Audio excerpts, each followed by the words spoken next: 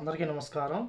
కువైట్లో బయోమెట్రిక్ వేయని వారు ఎవరైతే ఉన్నారో వాళ్ళకు సంబంధించిన ప్రభుత్వ సేవలు లావాదేవీలు ఏవైతే ఉన్నాయో అవి నిలిపివేస్తామని చెప్పి ఇప్పటికే కువైట్ ప్రభుత్వం ప్రకటించిన విషయం అందరికీ తెలిసిందే. అలాగే ప్రవాసులు అయితే వాళ్ళ యొక్క అకామాను రెన్యువల్ కానీ అలాగే ప్రభుత్వానికి సంబంధించిన అన్ని సేవలను నిలిపివేస్తామని చెప్పి బ్యాంకులకు సంబంధించిన అన్నీ అని చెప్పేసి తాజాగా public authority for civil information కీలక నిర్ణయం తీసుకుంది.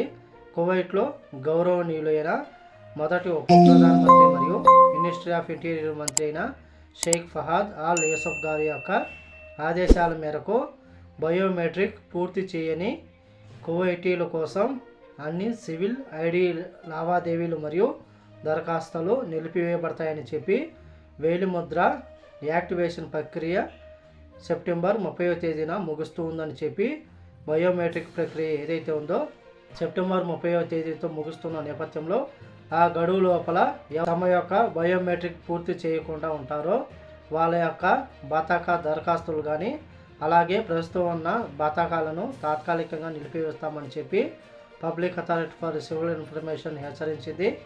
అలాగే డిసెంబర్ 31వ తేదీ వరకు కువైట్లోని ప్రవాసులకు టైం ఉంది. ఆ టైం లోపల ప్రవాసులు పూర్తి చేయకుండా ఉంటే వాళ్ళ యొక్క బతాకాలు కూడా నిలిపివేస్తామని చెప్పి అలాగే వాళ్ళకు సంబంధించిన బ్యాంకింగ్ సేవలు కానీ ప్రభుత్వానికి సంబంధించిన అన్ని సేవలను నిలిపివేస్తామని చెప్పి అధికారులు హెచ్చరిస్తున్నారు. కాబట్టి కువైట్లో ఉన్న మన భారతీయులు ఎవరైతే ఉన్నారో బయోమెట్రిక్ విధానాన్ని పూర్తి చేయండి.